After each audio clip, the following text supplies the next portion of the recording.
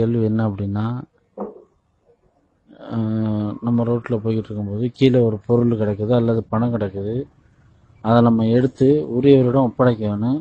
அந்த உரியவர் இல்லை அப்படின்னு சொல்லி சொன்னால் அப்போ அதை என்ன பண்ணுறது? அடுத்து தொண்டியிலிருந்து கேட்கிறாரு. என்ன கேட்கிறாருன்னு கேட்டா, ஒரு பொருள் தெருவில் கிடக்குது. அந்த பொருளை நம்ம எடுத்துட்டோம். இந்த எடுத்த பொருளை நம்ம என்ன செய்யறது? நம்ம பொருள் கிடையாது, யாரோ ஒருத்தர் தவற விட்டு இருக்கிற ஒரு பொருள். தவறவிட்ட ஒரு பொருளை நம்ம எடுத்தோம் என்று சொன்னால் அதனுடைய சட்டம் என்ன? அதை எப்படி நம்ம அவருக்கு சேர்ப்பிக்கிறது?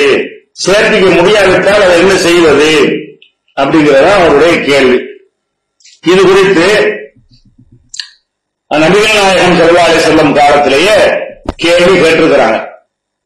புகாரியில 91வது ஹதீஸில் இதை நீங்கள் பார்க்கலாம். ஒரு மனிதர் நபிகள் நாயகம் ஸல்லல்லாஹு அலைஹி வஸல்லம் அவர்கள்ட்ட கண்டெடுக்கும் பொருளை பற்றி கேள்வி கேட்டார். ரசூலுல்லாஹ் வந்து அல்லாஹ்வுடைய தூதரே, ஒரு கீழே ஒரு பொருளை நாங்க எடுத்துட்டோம்னு சொன்னா, நமக்கு சொந்தம் இல்ல, யாரோ தவற விட்டு இருக்கிறாங்க, அந்த தவறவிட்ட பொருளை நம்ம எடுத்தால் அதனுடைய ஒரு சட்டம் என்ன என்று அவர் கேட்கிறார். அப்ப நபிகள் நாயகம் ஸல்லல்லாஹு அலைஹி வஸல்லம் சொல்றாங்க, அதை எடுத்து பத்திரப்படுத்தி வைத்துக்கொள், அதை முடிச்சு சரியா போட்டு வைத்துக்கொள், சுருக்கு மேல போட்டிருப்பாங்க இல்லையா, அதை கரெக்டாக பாதுகாத்து வைத்துக்கொள், வைத்து ஒரு வருஷத்துக்கு அறிவிப்பு செய்யணும். ஒரு வருஷம் பாதுகாப்பு வச்சிருக்கணும். வச்சு யாரெல்லாம் பாக்குறோமோ, சந்தர்ப்பம் கிடைக்குதோ அவங்க என்ன செய்யணும், சொல்லணும். இந்த நவீன காலத்துல என்ன செய்யறாங்கன்னா, ஒரு பொதுவான இடத்துல போர்டு எழுதி வைக்கலாம். இந்த மாதிரி இடத்துல இந்த பணம் இருக்கிறது, பொருள் இருக்கிறது, அடையாளம் சொல்லி கற்றுக்கொள்ளலாம் அப்படின்னு சொல்லி என்ன செய்யலாம், பொதுவான இடங்கள்ல எழுதி வைப்பதன் மூலமாக கூட அதுவும் அறிவித்தல் தான். அப்படி செய்யலாம். அல்ல மக்கள் கூடுகிற சந்தை அது மாதிரி இடங்கள்ல தவற விட்டு இருந்தாருன்னு சொன்னா அதே சந்தை அடுத்த வாரம் கூடும்போது போய் என்ன செய்யலாம், டிக்ளேர் பண்ணலாம். ஒரு வருஷத்துக்கு அதை எடுத்துக்கோங்க என்றால் பாதுகாத்து வைக்கணும். ஒரு வருஷத்துக்குள்ள அந்த உரியவன் வந்துட்டா அவங்ககிட்ட கொடுத்துடணும். ஒரு வருஷத்துல வரலன்னு சொன்னா நம்ம எடுத்து பயன்படுத்திக்க வேண்டியதான். அது ₹1,00,000 இருந்தாலும் கோடி ரூபாயா இருந்தாலும் சரி, ஒரு வருஷத்துக்கு பிறகு யாரும் வரவில்லை என்று சொன்னால் அடுத்தவன் பொருளை நீ சாப்பிட்டா என்கிற ஒரு குற்றம் நமக்கு வராது. அந்த பொருளை ஒண்ணு தூக்கி எதிரில் எறிய முடியும், எடுத்துட்டோம்ல, சம்பந்தப்பட்ட யாரும் வரல இல்ல, அதனால பிறருடைய பொருளை சாப்பிட்ட குற்றம் இதுக்கு வராது. இந்த ஒரு வருஷத்துக்கு பிறகு எடுத்துக்கொண்டார். ஆகரத்துல மனிதர்களுடைய பொருளாதாரத்துக்கு நல்ல கேள்வி கேட்பான்ல, இதுக்கெல்லாம் கேள்வி கேட்க மாட்டான். இது ஒரு அடிப்படையான விஷயம். அடுத்தது வந்து இந்த ஒரு வருஷம் அறிவிக்கிறோம்ல, இந்த ஒரு வருஷம் அறிவித்தல் என்பது எல்லா பொருளுக்கும் தானா அல்லது விதிவிலக்கு இருக்கிறதா என்று கேட்டால் அதுல சில விதிவிலக்கு இருக்கிறது. நீங்க கீழே கண்டெடுக்கிற பொருள் வந்து ஒரு பெருமதியான பொருள், பெருமதி இல்லாத பொருள் வகையில் இருக்கிறது. பெருமதியான பொருளை எடுத்தாதான் அதை பாதுகாத்து வச்சு ஒரு வருஷம் அறிவிக்கணும்.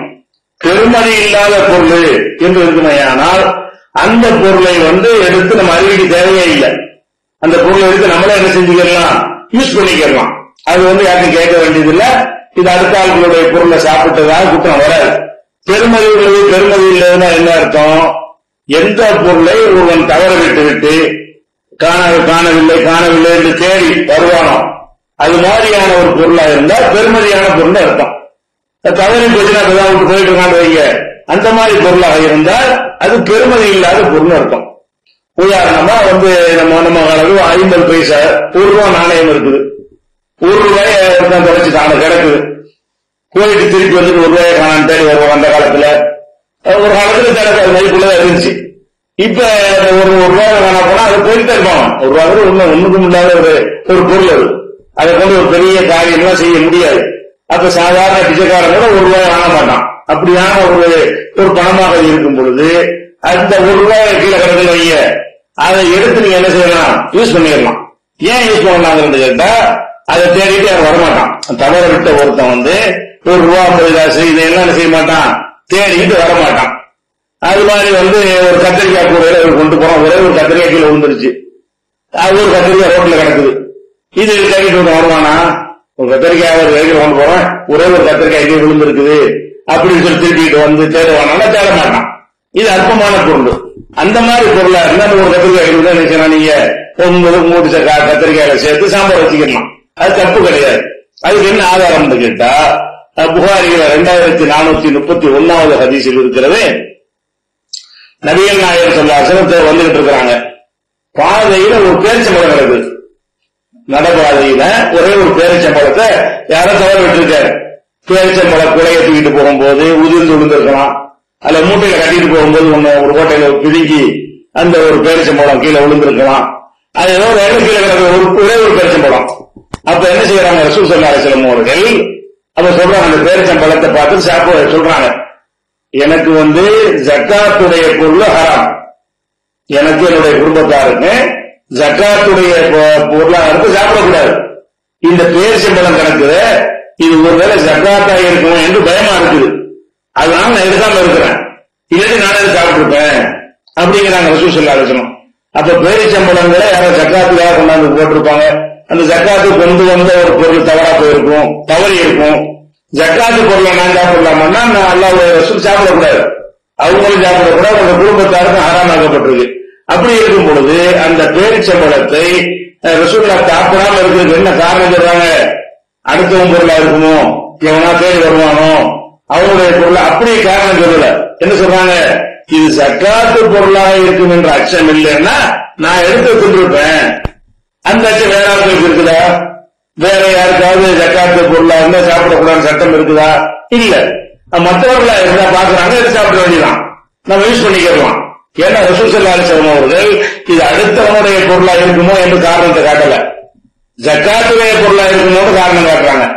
இது அடுத்தவன் பொருள்னா இது ஒரு பொருளாக கணக்கு எடுத்துக்கொள்ளவில்லை. இதெல்லாம் உரிமகம் பாடுற விஷயமாக யாரும் வரமாட்டாங்க. இப்படிங்கிற அடிப்படையில் பார்க்கும் பொழுது அற்பமான பொருள்களை நீங்கள் கண்டெடுத்தால் அதை நீங்க என்ன செய்யலாம்? அதுக்கு ஒரு வருஷம் பாதுகாத்து, ஒரு பேருக்கு மட்டும் ஒரு வருஷம் பாதுகாத்து வைக்க முடியும். அதெல்லாம் தேவையில்லை, நீங்களே பயன்படுத்திட்டு செய்யலாம், போகலாம். அப்ப அது ஒரு அடிப்படையான விஷயம். இது காணப்போன பொருள்ல மதிப்புள்ள பொருளா இருந்தா எடுத்து அந்த மாதிரி செய்யலாம். மதிப்பு இல்லாத ஒரு பொருளா இருக்குன்னு சொன்னா நம்மளே என்ன செஞ்சுக்கலாம்? எடுத்துக்கொள்ளலாம், அறிவிக்கணும்னு தேவை கிடையாது. அப்படி ஒரு விஷயம். இது போக நாள்பட்ட பொருள் உங்களுக்கு கிடைக்கிறது. நமக்கு தெரியும், இந்த கீழே கண்டெடுக்கிற பொருள் நேற்று மிஸ் பண்ணிருப்பானா, போன வாரம் போட்டிருப்பானா, இது 5-6 மாசத்துக்கு முந்தி போடப்பட்டதா இருக்குமா அப்படின்னு சொல்லி அந்த பொருளுடைய தன்மையை வைத்து அது எவ்வளவு ஆழத்துல கிடைக்குது என்பதை வைத்து என்ன செய்வோம்? முடிவு எடுப்போம். அப்ப நாள்பட்ட ஒரு விஷயங்களாக இருக்கும்னு சொன்னா அதை நீங்க அறிவிக்க தேவையில்லை. ஒரு பொருளை பாக்குறீங்க, தோன்றீங்க, ஒரு தங்க மூட்டையே இருக்குது, ஒரு பையில கட்டி வச்சிருக்கிறாங்க, இதை நேற்று போட்டிருப்பானா முந்த நாள் போட்டிருப்பான்னா இல்ல, ஒரு நாளைக்கு முன்னாடி. ஏன்னா நீங்க தோண்டி பார்க்கும்போது கிடைக்கிறது. அப்ப எப்போ மிஸ் பண்ணிருப்பாங்க, அல்லது எப்போ அவனே ஒழிச்சு வச்சிருப்பாங்க, இப்ப எடுத்துக்கலாம். அப்படியான பொருளாக இருந்தால் அதுக்கு போய் அறிவிப்பெல்லாம் செய்ய தேவையில்லை, அதை நம்மள எடுத்துக்கலாம். நாள்பட்டு அந்த பொருள் புதையுண்டு போன பொருளாக இருந்தால், புதையுண்டு எப்ப போகும்? அதிக நாட்கள் ஆகும்போது புதையுண்டு போயிடும். அது புதையுண்டு போன ஒரு பொருளாக இருக்கும் என்று சொன்னால் அதை நாமளே எடுத்துக்கலாம். அதுக்கு என்ன கண்டிஷன் கேட்டா 20% அதுக்கு ஜக்காத்து கொடுக்கணும். பொதுவா 2 தானே, பொதுவா எல்லா ஜக்காத்துகளுக்கும் 2 தான் கொடுக்கணும். விவசாய பொருள்களுக்கு 5%, 10% இருக்கிறது. இந்த புதையலுக்கு 20% ஜக்காத். அப்ப அந்த ஒரு கிலோ தங்கம் கிடைக்குது, கீழே எவனோ போட்டிருக்கலாம், நேற்று பொருள் முந்த நாள் பொருள், நேற்று கூட மேல கிடக்கும், தோண்டிட்டு இருக்கும்போது கிணறு தோண்டும்போது கிடைக்குதுன்னு சொன்னா இது எப்போதும் யாரோ போட்டதா இருக்கும். அப்படி கிடைக்குதுன்னு சொன்னா அதுல 800 கிராம் நீங்க எடுத்துக்கலாம், 200 கிராம் என்ன செய்யணும்? கொடுத்துரு, ஜக்காத்தை கொடுத்துரும். 20% ஜக்காத்து வகைக்கு செலுத்திட வேண்டும். 80% நம்ம என்ன செய்யலாம்? அது ஹலால் ஆகும். எவன் போட்டிருந்தாலும் சரி அது நமக்கு உரிய பொருளாக மாறிவிடும் என்று வழிகாட்டி இருக்கிறார்கள். இதுல ஒன்ன விஷயம் என்னன்னு கேட்டா, இதை நீங்க எடுத்தா தான் இந்த சட்டம் வருது. எதுக்கு எடுக்கிறீங்க? ஒரு பொருள் கிடைக்குது, ஒரு 100 ரூபாய் பணம் இருக்குது, இந்த 100 ரூபாய் நம்ம எடுத்து அறிவிப்பு செஞ்சு அப்புறம் நமக்கு என்ன பொறுப்பாயிடும்? இதை 1 வருஷம் பாதுகாக்க நம்ம பொறுப்பா போயிடும். நம்ம எடுத்துட்டோம்னு சொன்னா 1 வருஷ காலத்துக்கு பாதுகாத்து வச்சு அதை போட்டு அறிவிக்கணும். எடுத்தாலும் எந்த ஒரு சட்டமும் கிடையாது. கீழே கிடந்தால் நீ எடுத்து வைத்து பாதுகாத்து ஆகணும்னு சட்டம் இருக்கா? எவங்க நம்ம காசுல எவனோ காசு, அவன் தவறு போயிட்டு இருக்க முடியாது. அந்த 100 ரூபாய் கீழே கிடக்குன்னு சொன்னா அதையும் எடுக்கிறீங்க. எவனா எடுத்துட்டு போன, எவனா தின்னா உங்களுக்கு இல்லைங்கிறேன். உங்க காசு கிடையாது, வேற யாருடைய காசு அது. அப்ப வேற யாருடைய பொருளாதாரமா இருக்கும் பொழுது நீங்க அதை எடுத்து சுமந்து கொண்டீர்களே என்று சொன்னால் அதை நீங்க 1 வருஷம் பாதுகாக்கணும். நீ பேசாம போயிட்டு இருக்கலாம், ஏன் அதை நீ எடுக்கவில்லை அப்படின்னு அல்லாஹ் கேட்டான்னு சொன்னா, என்னுடையது இல்லை அதனால எடுக்கல, அவ்வளவுதான். நான் எடுக்கணும், மார்க்க சட்டப்படி எனக்கு சொந்தம் இல்லாத ஒன்று நான் எடுக்கணும், அதுக்கு ஏன் எடுக்கணும் நல்லா கேட்க மாட்டான். எடுத்துட்டோம்னா ஏன் பாதுகாத்து வைக்கிற, ஏன் திண்டன்னு கேட்போம். அப்ப எடுக்காம எடுத்துட்டோம்னு சொன்னா இந்த பஞ்சாயத்து வராது. இப்படி எல்லாருமே எடுக்காம எடுத்துட்டு வைங்களேன், ஒருத்தன் பொருளை தவற விட்டான்னு சொன்னா தைரியமா அவன் அங்கதான் கிடக்கும்னு சொல்லி, எந்த இடத்துல மிஸ் பண்ணான்னு சொல்றானோ அவன் தைரியமா அவன் அங்கதான் கிடக்கு, யாரும் எடுத்துக்க மாட்டாங்க. அப்ப யாருமே எடுக்க மாட்டார்கள் ஒரு சமுதாயமா நம்ம அது மாதிரி உருவாகிட்டோம் என்று சொன்னால், நீங்க யாரும் அறிவிக்கலாம் தேவையில்லை. 5 நாள் கழிச்சு வந்து அவன் கிடக்க போகுது, அவன் என்ன செய்வான், வந்து எடுத்துட்டு போக போறான். காத்துல பறந்து போற பொருளா இருந்தா கல்ல தூக்கிட்டு தான் போயிட்டு இருக்கீங்க, அவ்வளவுதான். நீங்க நமக்கு எடுத்து நம்ம ரிஸ்க் எடுக்கிறோம் என்று சொன்னால் அதுக்கு நம்ம எக்ஸ்ட்ரா நம்ம சுமை நம்ம மேல வந்துருது. இதுதான் அந்த காணா போன பொருளுடைய ஒரு சட்டம். இந்த புதையல் மாதிரி எடுத்தோம்னு சொன்னா 5ல் 1 பங்கு 20% ஜக்காத்து கொடுக்கணும் என்பதற்கு புகாரியில் 1499 ஹதீஸ்ல இருக்கிறது ஆதாரம்.